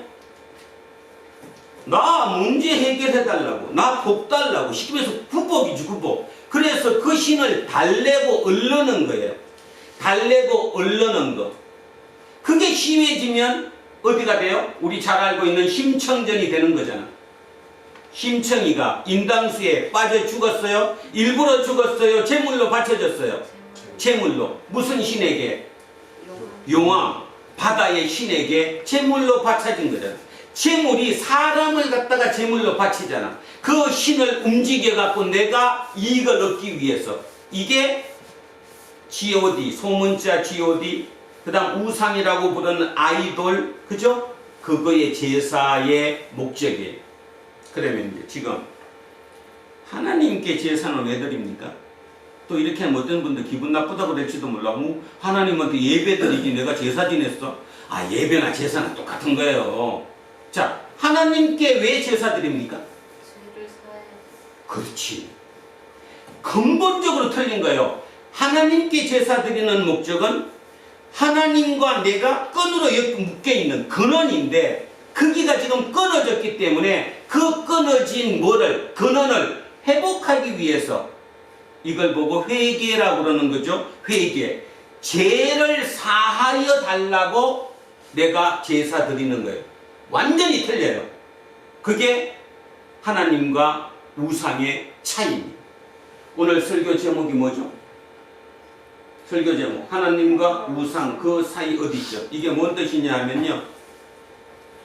지난주까지 이사야 43장 44장 끊임없이 반복하는 거. 너는 내 뭐다? 정인이다. 누구의 정인이에요? 하나님의 정인. 김종인이 보고 하나님이 그러는 거예요. 너 나의 정인이야. 내 정인으로 살아야 돼. 자, 하나님의 정인이에요. 오늘 조금 이제 본문 읽겠지만 오늘은 이제 우리가 누구의 정인으로 살죠? 우상의 정인으로 살아요. 요게 하나님의 정인과 우상의 정인 그 사이 어디쯤에 우리가 지금 존재하는 거예요. 사람마다 틀리겠죠. 조금 이쪽으로 치우친 사람도 있을 거고 어떤 사람은 아예 이쪽으로 치우친 사람들도 있을 거고 그런데도 자기를 몰라요. 일요일날 예배만 드리면 된다고 생각하는 거예요. 안 됩니다. 안 돼요. 의미를 알고 드려야지. 지금 내가 뭐 하고 있는지를 알고. 그냥 예배만 드리면 된다면 아까 얘기했던 가나안 땅에 들어가서 그쪽에 복받은 사람들 따라서 그냥 열심히 나도 그렇게 해달라고 바알신과 아세라신에게 산당 가서 제사 드리는 거랑 하나 다를 바가 없는 거예요. 지금 하나님은 그 얘기를 하는 게 아니에요. 그러면 이제 지금 정리합니다. 아까 하나님 이렇게 얘기했거든요. 생명이냐 죽음이냐 복이냐 저주냐. 그랬더니 전부 다 생명 복을 택했어요. 그런데 잠깐 생명은 내 생명의 끈은 내 근원은 누구랑 연결돼 있어요? 하나님. 소문자 god하고 내 생명은 연결돼 있지 않아요. 그 소문자 god 또는 아이돌은 이 땅에 내 문제를 조금 해결해 주는 거예요. 돈 받고. 그죠? 내가 그분을 잘 달래주면 그 대가만큼 나한테 기브 앤 테이크로 뭔가를 도와주는 신이에요. 우리 신은 하나님은 그런 신이 아니라는 거예요. 나를 창조하신 분이에요. 그러니까 내 근원의 끈과 끈이 연결되어 있는 거예요. 내 생명은 그분하고 연결되어 있는 거예요. 그래서 그렇습니다. 그래서 대부분의 경우는 세상 신에게 몰입되면 쉽게 말해서 세상에 너무 편안하고 세상에 안락하고 세상의 권력을 가지고 복받고 이렇게 되면 99.9% 하나님과는 멀어져요. 멀어진다니까요. 아까 우리 마태복음 22장에 하나님이 혼인잔치에 초대했는데 어디 갔어요? 아까 나왔잖아. 어디요? 자기가 새로 산 땅에 들로 갔고 사업체로 갔고 그죠? 못 옵니다. 근데 정작 이게 무슨 의미인지는 전혀 몰라요. 왜냐하면 이 땅의 삶의 눈으로 보는 거는 어느 게 더 크니까. 우상이 더 크니까. 그런데 문제는 이게 생명을 잃어버리는 거예요. 끈이 끊어지는 거예요. 그래서 오늘 모세가 이제 40년을 뱅뱅 돌다가 그 1세대가 죽고 2세대가 남아있어요. 중심 세력이 2세대인 그들에게 얘기하는 거예요. 너네 저 요단강 건너서 저기만 들어가면 너네 눈 뒤집힐 거야. 너네 눈 뒤집힐 거야. 그래서 그 뒤집힌 거에 빠져가지고 그렇게 되면 너는 생명을 잃어. 이 얘기하는 거예요. 그러면 여러분 그게 안 됐기 때문에 나중에 예수 그리스도가 이 땅에 오셔서 자기가 십자가의 대속 죽으심으로 인해서 누구와 누구의 끈을 연결했어요. 하나님과 내 생명의 끈을 다시 연결시켜 준 거예요. 그분이 예수예요. 그런데 말입니다. 제가 요즘 이제 시골도 다니고 뭐 사람들을 이렇게 전혀 이쪽에 기독교와 관계없는 사람들하고 은연 중에 얘기하는 것을 들어보면 다 끊어졌어요. 그들 입에서 끊임없이 반복돼서 나오는 거 바알이에요. 표현을 안 하지만 어떻게 해서 돈 벌었고, 어떻게 해서 아파트를 샀고, 어떻게 해서 소를 몇 마리 더 늘렸고, 어떻게 요령 피워서 국가에서 보조금 나오는 거 조금 더 많이 받았고. 그런데 그걸 잘 산다고 생각하는 거예요. 나는 한빈이한테 꼭 얘기했어요. 나는 네 애비지만 나는 그렇게 너 잘 사는 거 절대로 원하지 않는다. 제 자식도 저를 이해하지 못하겠지만 제가 목사잖아요. 사기꾼은 아닐 거 아니에요. 성경을 제대로 읽어보면 그 이유가 정확하게 나와 있는 거예요. 다시 얘기합니다. 출애굽을 했습니다. 40년을 뺑뺑이를 돌았습니다. 이제 진짜 새로운 세계, 신세계로 들어갑니다. 새로운 신세계로 들어가는 그들에게 열변을 토하면서 마지막 설교합니다. 너네 뭐 택할래? 양자택일이야. 그때까지도 이 청중들은 정확하게 못 알아들었을 거예요. 그런데 그들이 막상 진짜 가나안 땅에 들어가서 살아보다가 보니까 자기들이 뭐를 잃어버린지 아는 거예요. 그래서 누구의 공격도 받고 아시리아의 공격도 받고 바벨로니아의 포로가 돼 있는 거야 지금. 근데 잠깐, 바벨로니아의 포로가 된 그들 입장에서 우리가 뭐 잘못됐나? 그 생각보다는 이거 여기 옛날 우리 예루살렘보다 훨씬 살기 좋은데, 새로운 신세계인데, 새로운 문명인데 빨리 여기 정착해야지. 전자가 많았을까요? 후자가 많았을까요? 후자죠. 후자가 많았습니다. 그래서 그들은 거기에 그냥 안착하고 싶었어요. 예루살렘을 왜 돌아가?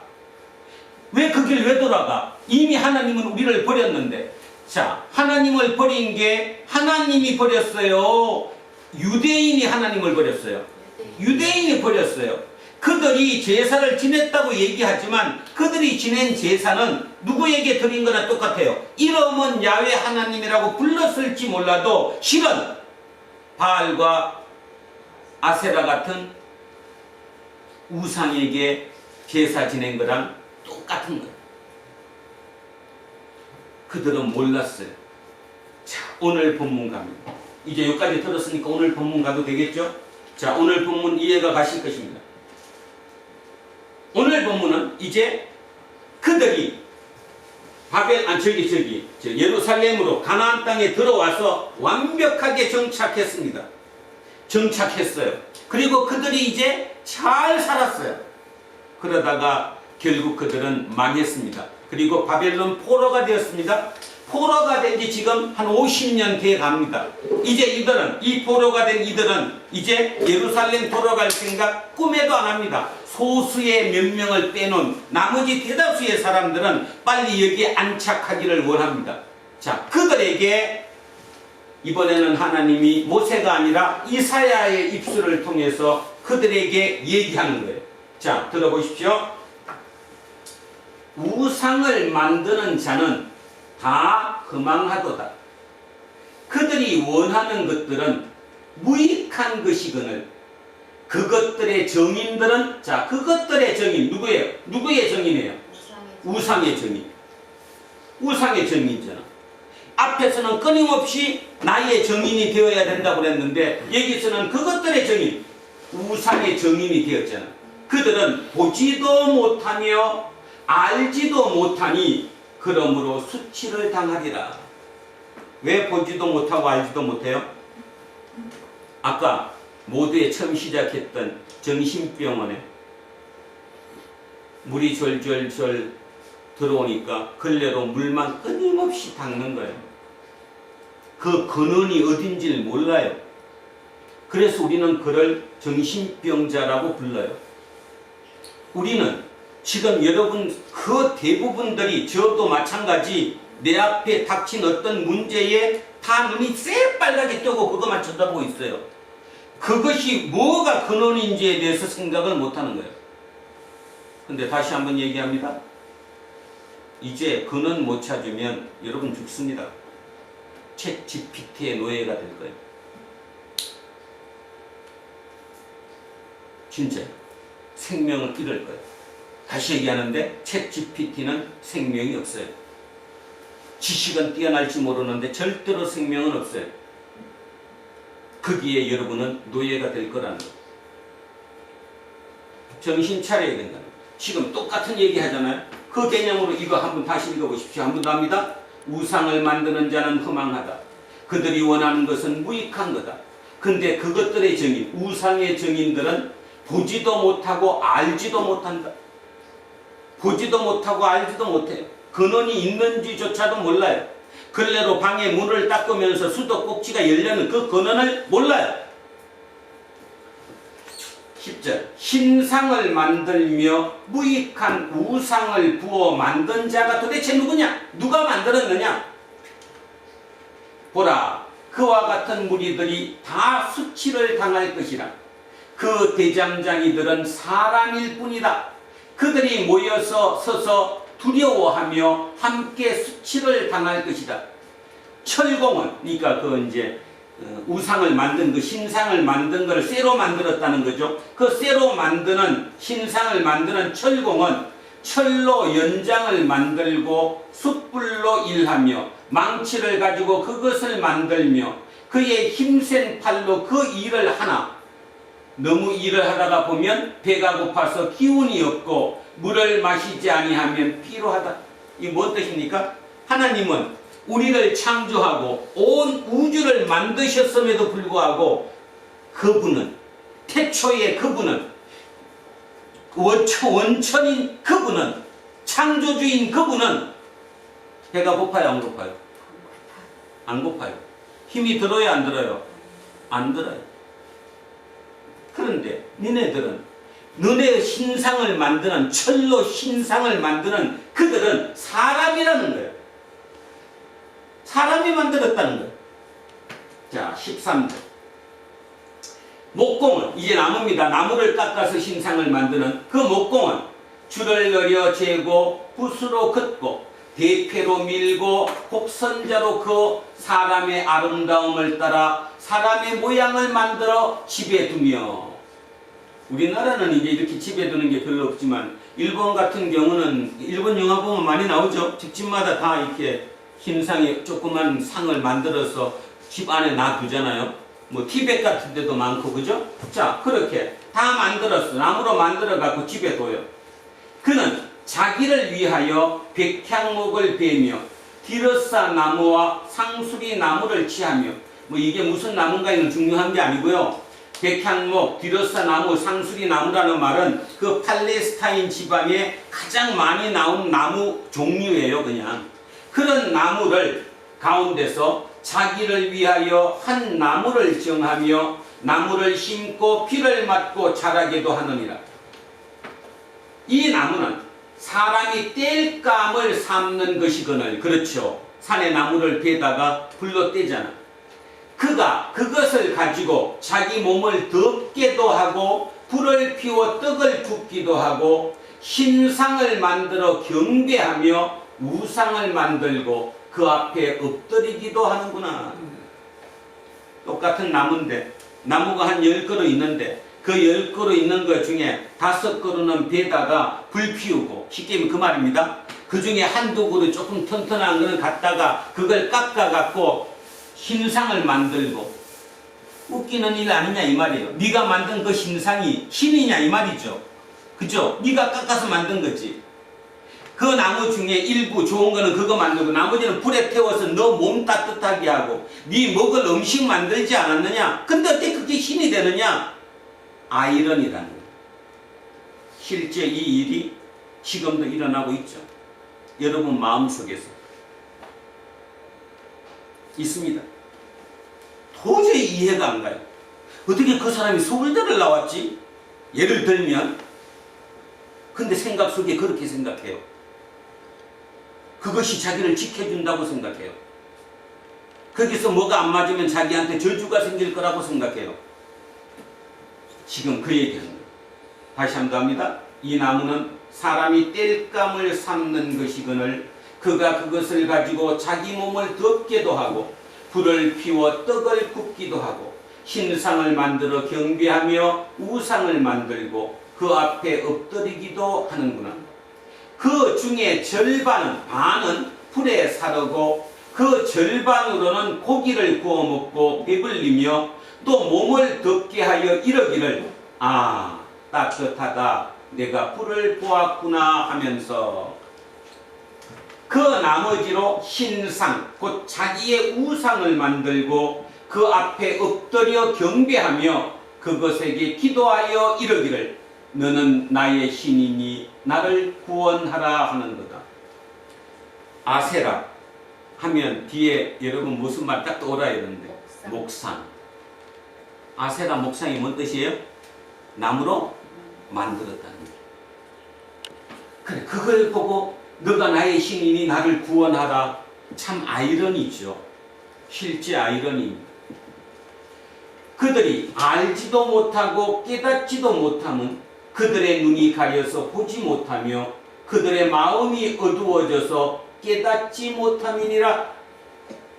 마음이 어두워져서 깨닫지 못한대요. 눈이 가려서 보지 못하고 끊임없이 보는 걸 얘기하는 거예요. 눈 뜨고 있는데 아니요 눈 뜨지 않았다는 거예요. 영적으로 둔감하다는 거예요. 영적으로 시각장애인이라는 거예요. 보지 못한다는 거예요. 간혹 대화하다 보면 그런 답답한 경우 많죠. 끊임없이 자기 얘기만 해요. 그죠? 그 다음 얘기를 안 해요. 그러면서 그 사람은 거꾸로 상대를 욕해요. 왜 내 말을 못 알아듣냐고. 넓혀야지. 눈 뜨고 나와야지. 세상에 꼭 보는 것만이 정답이 아니라는 걸 알아야지. 인사이트, 통찰, 직관이라고 하는 것은 보지 못하는 여기서 나오는 거라는 걸 알아야지. 그 힘이 내 속에 있다는 것도 알아야 되고. 그러면서 그런 얘기하면 네가 본 적 있어? 조금 더 고상하고 멋있게 표현하면 아이고 저 사람은 이상주의자야. 저래가 어떻게 살라나 몰라. 심지어는 부인이 남편을 공격하죠. 우리 남편 이상주의라서 나 평생 고생시킨다. 진짜 그럴까요?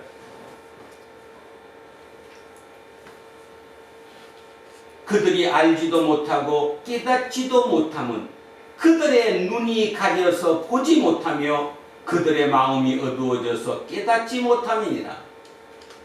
마음에 생각도 없고 지식도 없고 총명도 없으므로 내가 그것의 절반을 불사르고 또한 그 숯불 위에서 떡도 굽고 고기도 구워 먹었거늘 내가 어찌 그 나머지로 가정한 물건 말 그대로 우상이죠. 우상을 만들겠으며 내가 어찌 그 나무 토막 앞에 굴복하리요. 이런 말을 안 한다는 거예요. 못하지. 왜냐하면 못 깨달았으니까. 그런지조차 모르니까. 그냥 당연했다고 생각하니까. 자, 마지막 절에 이렇게 얘기합니다. 그는 죄를 먹고 허탄한 마음에 미혹되어 죄를 먹었대요. 탄 거, 타면 죄가 남잖아요. 그죠? 그런 죄를 먹고 쉽게 말해서 말도 안 되는 무가치한 것을 먹고 허탄한 마음에 미혹되어 자기의 영혼을 구원하지 못하며 나의 오른손에 것이 있지 아니하냐 하지도 못하느니라. 제가 오늘 잘 전달을 못했는지 그러네요. 이해하시고 오늘 꼭 좀 마음속에 이 전체 흐름을 생각해 주셨으면 합니다. 다시 얘기합니다. 지금 세상이 완전한 변혁기입니다. 어떻게 갈지 전혀 모릅니다. 많은 사람들이 이 얘기 저 얘기 하지만 아마 직접 바로 우리한테 닥치지 않아서 아직도 우리는 그거를 보지 못하고 있는지도 모릅니다. 우리 앞에 특히 우리 젊은이들 앞에는 지금 우리가 살아왔던 거랑 완전히 틀린 새로운 신세계가 열립니다. 그 신세계가 열릴 때 그 혼란한 중에 도대체 어떻게 살아야 옳은 것이냐, 그게 오늘의 본문이고 오늘 하나님께서 우리에게 말씀하시는 것입니다.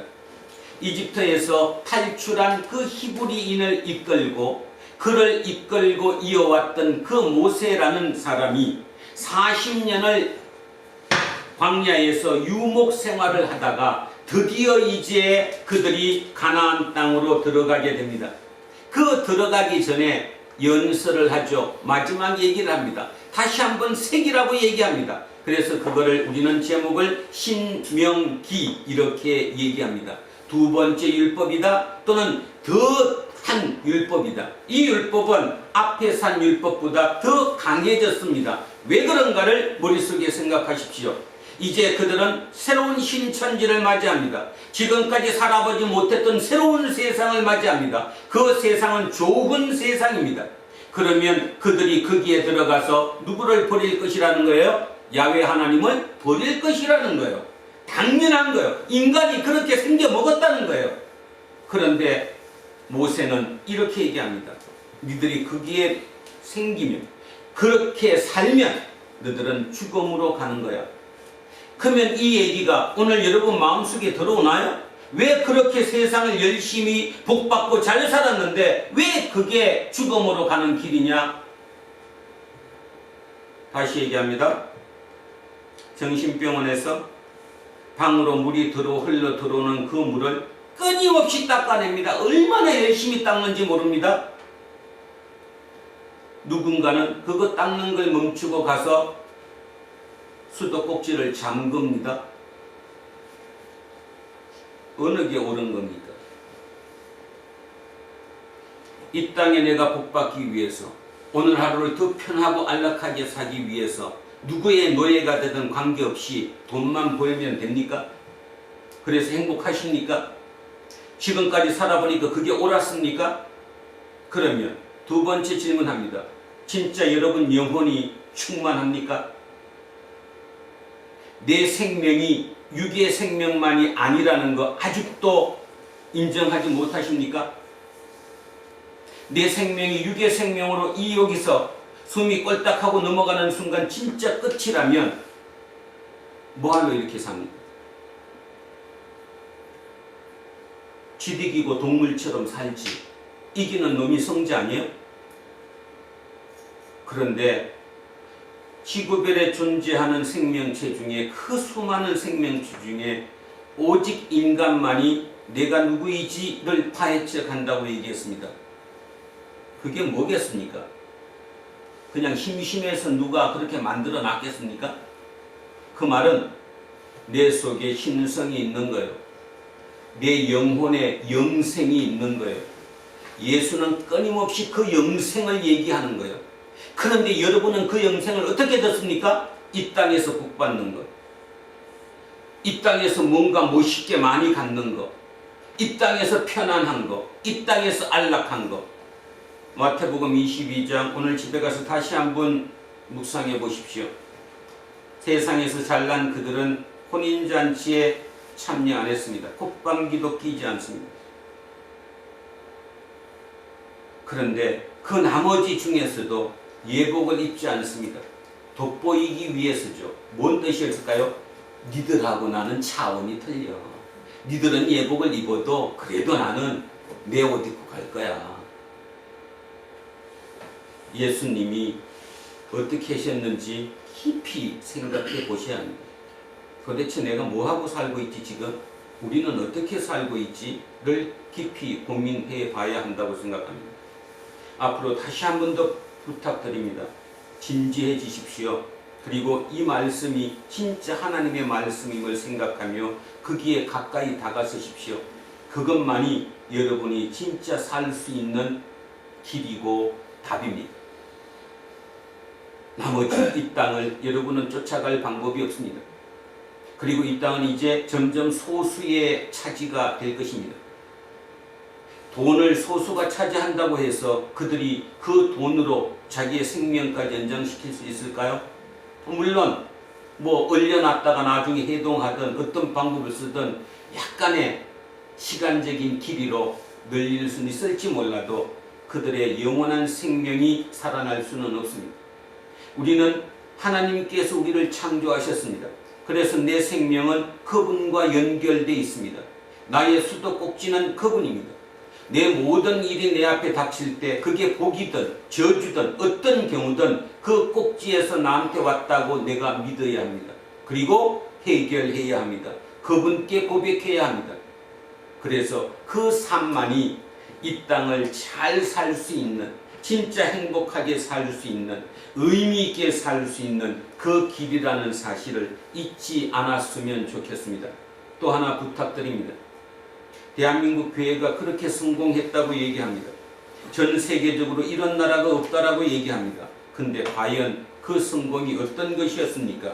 진짜 영생을 살린 교회였습니까? 아니면 이 제사를 통해 세상의 부귀영화를 누린 것이었습니까? 우리 다시 살아나지 않으면, 다시 생각을 바꾸지 않으면 이 땅에 예수는 영원히 사라질 것입니다. 그런 면에서 저를 비롯한 여기 오늘 이 예배를 드리는 우리 모두 마음속에 사명감을 찾으셔야 합니다. 내가 해야 될 일을 찾아야 합니다. 내가 진짜 하나님의 아들로서 그분의 뜻과 연결되어 있어서 그분의 생명을 내가 이어 사는 그 마음으로 이 땅을 살아내야 되고 새로운 기준이 되어야 합니다. 조금 더 진지해져서 그렇게 하루하루 한 발 한 발 다가갈 수 있는 저와 여러분 되시기를 주의 이름으로 축원드립니다. 그리고 다음 주부터 사순절이 시작됩니다. 사순절 기간 동안 제가 많은 생각을 했습니다. 근데 중요한 것은 지금 뭐를 하라, 뭐 그런 것이 중요한 것이 아니라 여러분의 마음이 하나님께로 다가오는, 지금 여러분이 갇혀있는 그 생각의 감옥에서 빠져나오는 그 기간이 되어야 할 줄로 믿습니다. 고민하시고 기도 열심히 하십시오. 특히 중보기도, 제가 오늘에 있는 이 설교를 했던 것도 여러분의 중보기도 때문입니다.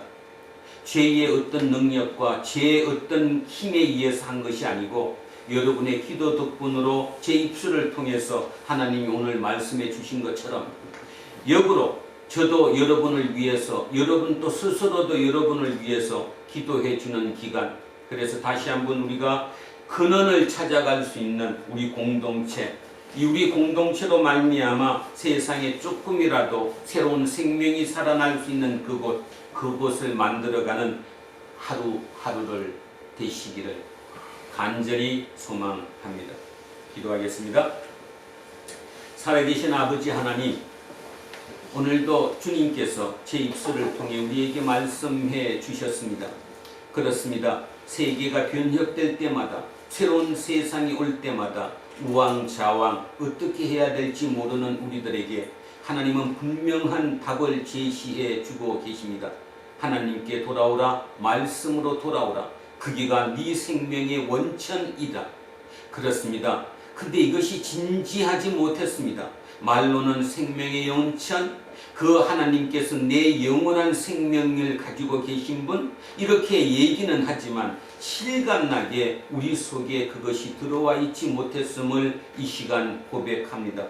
모세가 가나안에 입성을 앞둔 그 히브리인들에게 고별 설교를 하면서 화냐 곡이냐, 생명이냐 죽음이나 양자 중에 택일하라고 했던 그 택일의 개념이 오늘 듣는 우리 가슴 속에 새겨질 수 있기를, 그래서 진정으로 영생이, 생명이 무엇인지, 복이 무엇인지를 갖춰 나가는, 그래서 그것으로 향하는 우리 마음이 될 수 있도록 우리 모두를 그 길로 인도해 주십시오.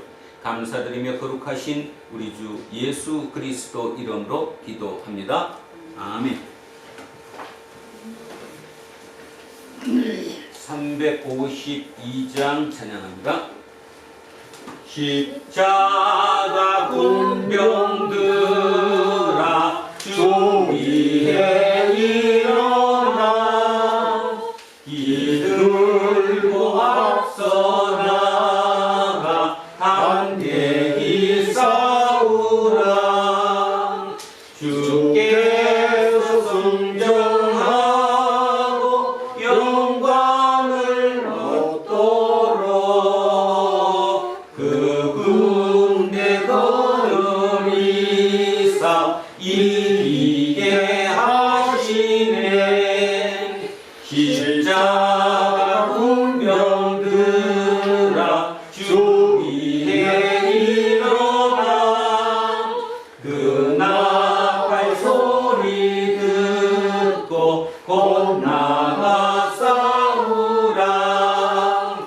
수 없는 원수 앞에 주 따라갈 때에 주 예수 힘을 주사 강하게 하시네. 십자가 군병들아 주 위에 일어나. 내 힘이 부족하니 주 권능 믿으라.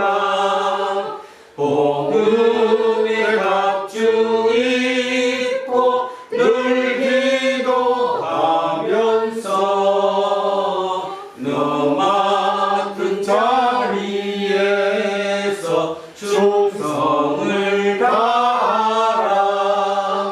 십자가 군병들아 주 위에 일어나. 이날에 적전하고 곧게가 부르라. 성전한 군사들은 영생을 얻으며 영광의 주와 함께 왕 노릇하리라.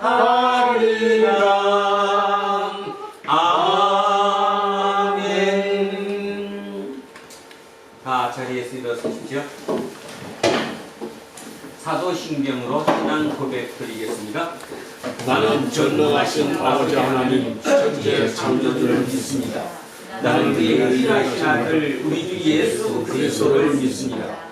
그는 성령으로 잉태되어 동정녀 마리아에게서 나시고 본디오 빌라도에게 고난을 받아 십자가에 못 박혀 죽으시고 장사된 지 사흘 만에 죽은 자 가운데서 다시 살아나셨으며 하늘에 오르시어 전능하신 아버지 하나님 우편에 앉아 계시다가 그교로부터 살아있는 자와 죽은 자를 심판하러 오십니다.